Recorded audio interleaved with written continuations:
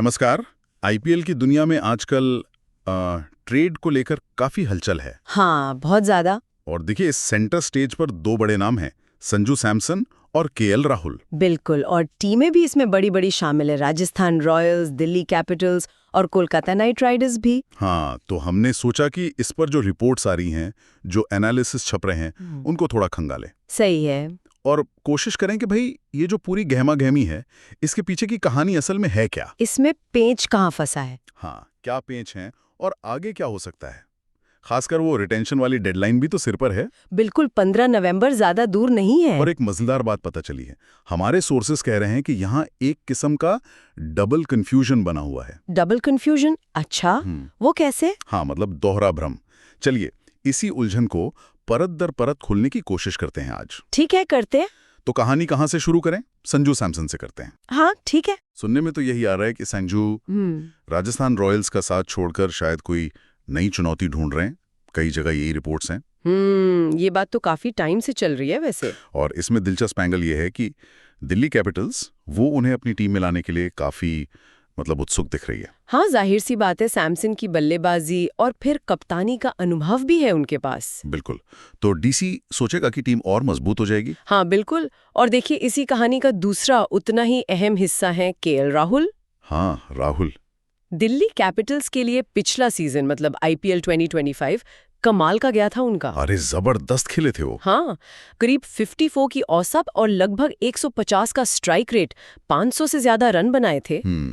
तो अब खबर ये है कि कोलकाता नाइट राइडर्स मतलब केकेआर, उनकी नजरें राहुल पर हैं आईपीएल 2026 के लिए। अच्छा, केकेआर और पर देख रहे हैं ओपनर भी, विकेट कीपर भी और शायद लीडरशिप में भी। ओ, ये तो इंटरेस्टिंग है। और हाँ, ये सब बातें और भी तेज इसलिए हो गई हैं क्योंकि वो जो 15 नवंबर की रिटेंशन डेडलाइन है ना, हाँ, वो करीब आ रही है, पास आ रही है। अब टीमों को बताना है कि किसको रख रहे हैं, किसको छोड़ रहे हैं। तो इस डेडलाइन के प्रेशर में टीमों के बीच ट्रेड की बातें और स्वैप यानी सीधी अदला बदली, ये सब बहुत गर्म हो गया है। हाँ, और यहीं से शायद वो डबल कंफ्यूजन वाली बात शुरू होती है जिसका हमने शुरू में जिक्र किया था। हाँ, बताइए क्या है वो। असल में दो अलग अलग ट्रेड की अफवाहें हैं, लेकिन वो जुड़ी हुई सी लगती हैं और दोनों में ही काफी अनिश्चितता है। अच्छा। पहली कड़ी है संजू सैमसन का आरआर से डीसी जाना। सुनने में तो सीधा लगता है, पर पेंच ये है कि आरआर संजू सैमसन जैसे बड़े खिलाड़ी के बदले में क्या चाहेगा। क्या सिर्फ कैश या खिलाड़ी? हाँ, ये बड़ा सवाल है।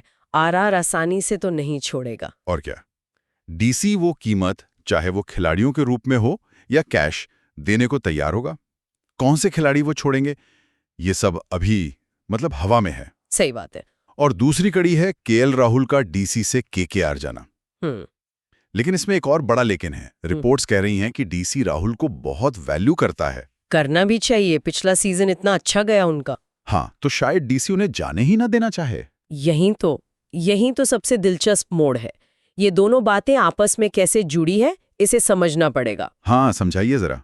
आप सोचिए, अगर डीसी किसी तरह सैमसन को ले आता है आरआर से, तो क्या फिर वो राहुल को केकेआर को देने के लिए तैयार होगा? ये बड़ा सवाल है। अगर हाँ, तो उनकी टीम का बैलेंस बिगड़ सकता है ना? राहुल जाएंगे तो ओपनिंग स्लॉट खाली, कीपिंग का भी सवाल उठेगा। क्या सैमसन अकेले वो सब संभाल लेंगे? पंत भी तो है टीम में। हाँ, वो भी है। और अगर डीसी राहुल को नहीं छोड़ता, तो क्या केकेआर फिर भी सैमसन के डीसी जाने वाले ट्रेड को किसी तरह से प्रभावित कर सकता है या उसमें शामिल हो सकता है? ओह, यही जो आपसी निर्भरता है और अनिश्चितता है, यही इस पूरे मामले को इतना कंफ्यूजिंग बना रही है। एक फैसला दूसरे को सीधा इम्पैक्ट करता है, बिल्कुल डोमिनो इफेक्ट की तरह। डोमिनो इफेक्ट, सही कहा। तो फिर ये गुत्थी सुलझेगी कैसे? क्या क्या रास्ते हो सकते हैं, क्या पॉसिबिलिटीज हैं? हाँ, देखते हैं क्या क्या हो सकता है। हमारे सूत्रों ने कुछ संभावित रास्तों सिनारियोज की तरफ इशारा किया है। पहला रास्ता देखते हैं। ठीक है। सिनेरियो 1, संजू सैमसन डीसी में आ जाते हैं, लेकिन केएल राहुल भी डीसी में ही रहते हैं। अच्छा, आरआर के साथ डीसी की डील हो गई सैमसन के लिए, लेकिन राहुल को नहीं छोड़ा। हाँ, हो सकता है कुछ खिलाड़ी दिए हो आरआर को, या कैश प्लस खिलाड़ी का सौदा हुआ हो, तो इससे डीसी का टॉप ऑर्डर या मिडिल ऑर्डर और शायद लीडरशिप ग्रुप मजबूत होगा। हाँ, ये तो है। लेकिन फिर सवाल वही कि टीम में पहले से ऋषभ पंत हैं कप्तान, कीपर, फिर सैमसन भी आ गए, वो भी कीपर, बल्लेबाज, लीडरशिप मटेरियल, भूमिकाएं कैसे बटेंगी? ये बहुत बड़ा सिरदर्द हो सकता है मैनेजमेंट के लिए। क्या दोनों खेलेंगे? कौन कीपिंग करेगा?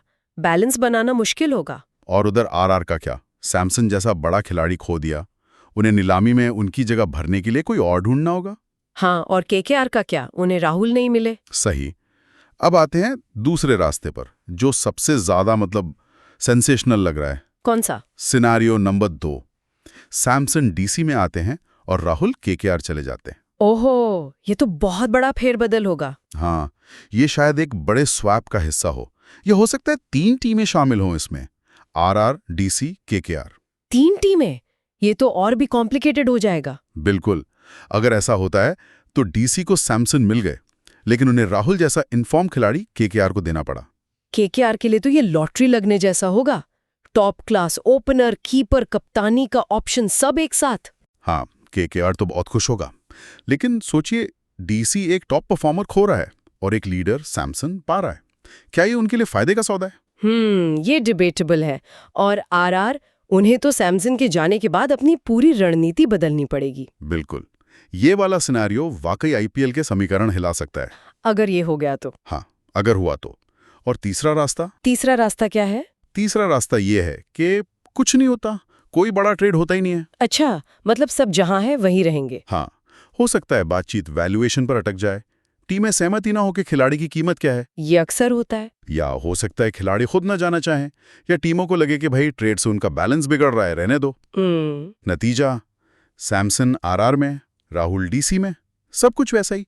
स्थिरता बनी रहेगी, लेकिन जिन टीमों को ये खिलाड़ी चाहिए थे, जैसे केकेआर को राहुल, उन्हें फिर नीलामी में जाना होगा। हाँ, हर रास्ते के अपने अपने असर हैं। जैसे पहले रास्ते की बात करें, सैमसन डीसी में, राहुल भी डीसी में। हाँ। तो डीसी के सामने सबसे बड़ी चुनौती होगी टीम के अंदर रोल्स को बैलेंस करना। पंत और सैमसन दोनों कीपर बल्लेबाज, दोनों लीडरशिप मटेरियल, प्लेइंग 11 में कैसे फिट करेंगे, ये बड़ा सवाल है। और आरआर? आरआर के लिए सैमसन का जाना एक बड़ा गैप छोड़ जाएगा। इंडियन बैटिंग में, कप्तानी में, उसे भरना नीलामी में भी आसान नहीं होता। सही। और दूसरा रास्ता, सैमसन डीसी, राहुल केकेआर। वो तो सबसे पेचीदा है। 3 टीमों वाला ट्रेड मैनेज करना बहुत मुश्किल होता है। सोचिए, आरआर को सैमसन के बदले डीसी से क्या चाहिए होगा, डीसी को राहुल के बदले केकेआर से क्या चाहिए होगा। और क्या केकेआर वो देने को तैयार है जो डीसी मांग रहा है, और क्या डीसी वो देने को तैयार है जो आरआर मांग रहा है। इसमें इतने सारे अगर और मगर हैं कि हाँ, बहुत कॉम्प्लेक्स है।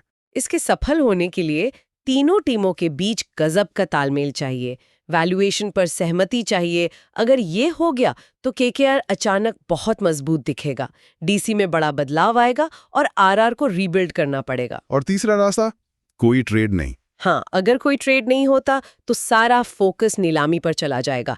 जिन टीमों को इन खिलाड़ियों की जरूरत थी वो नीलामी में पूरा जोर लगाएंगी। और हो सकता है इनकी कीमत और बढ़ जाए नीलामी में। बिल्कुल, डिमांड बढ़ेगी तो कीमत भी बढ़ेगी। ये सब सुनने में तो बड़ा रोमांचक लगता है, लेकिन एक सवाल है कि ये ट्रेड असल में इतने मुश्किल क्यों हो रहे हैं? मतलब क्या रुकावटें आ रही हैं? कई वजह हैं। एक तो आपने कहा वैल्यूएशन। हाँ, कीमत। खिलाड़ी की कीमत आंकना।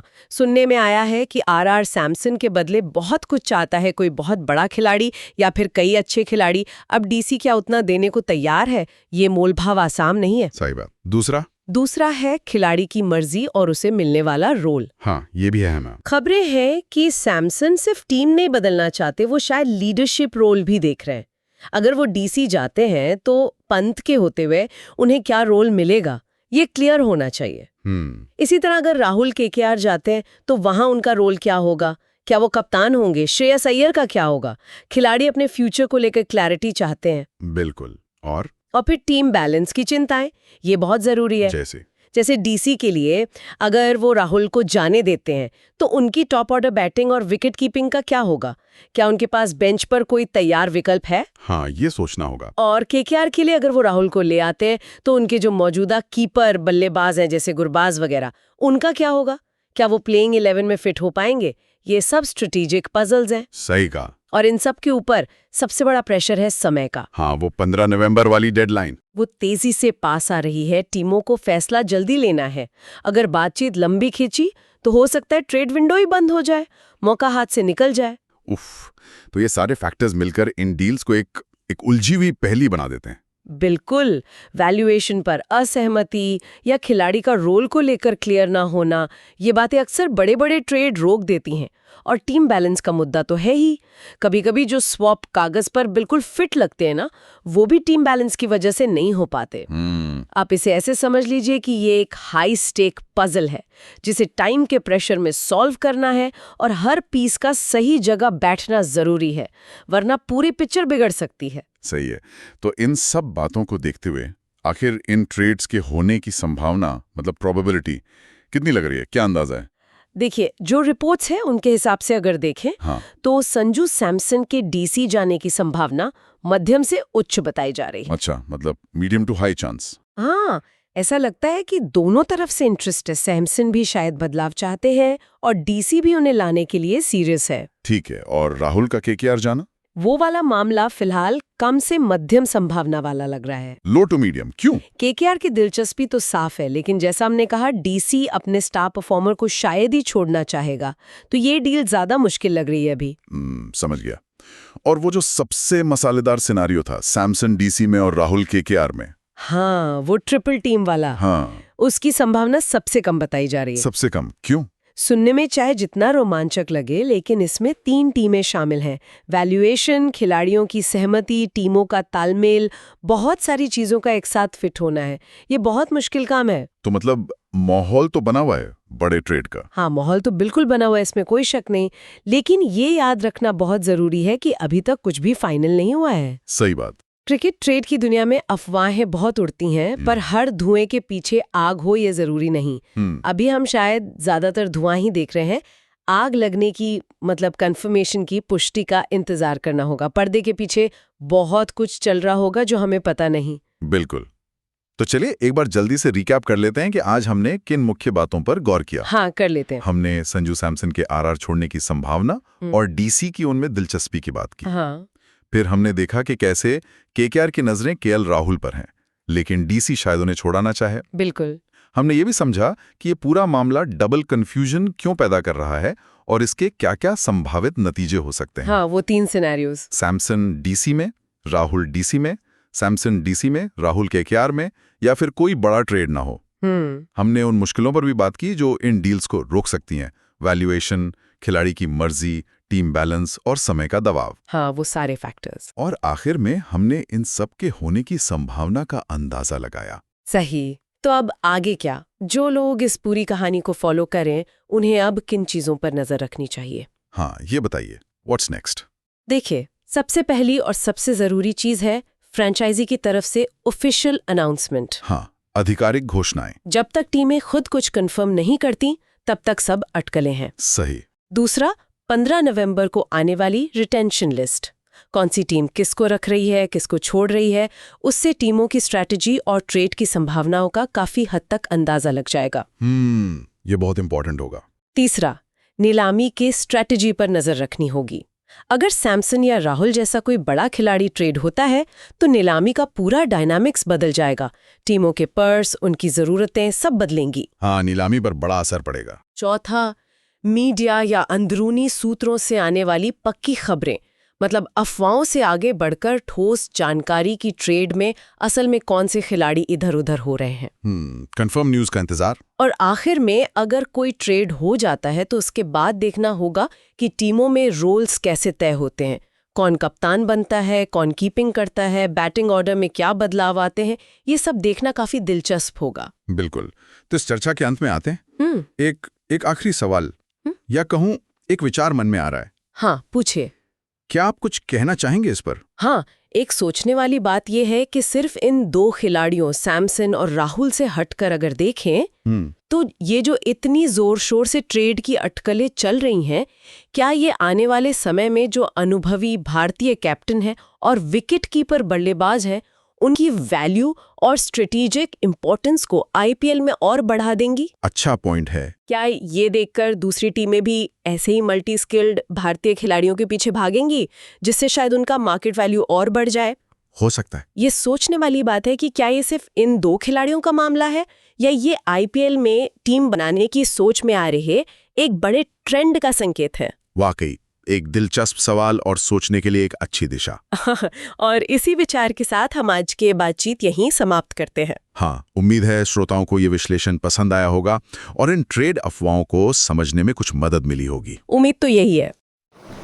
अगर आपको ये वीडियो पसंद आई है तो इसे ज़रूर लाइक करें, कमेंट सेक्शन में अपना ओपिनियन बताएं और चैनल को ज़रूर सब्सक्राइब करें। मिलते हैं अगली वीडियो में, तब तक के लिए नमस्कार।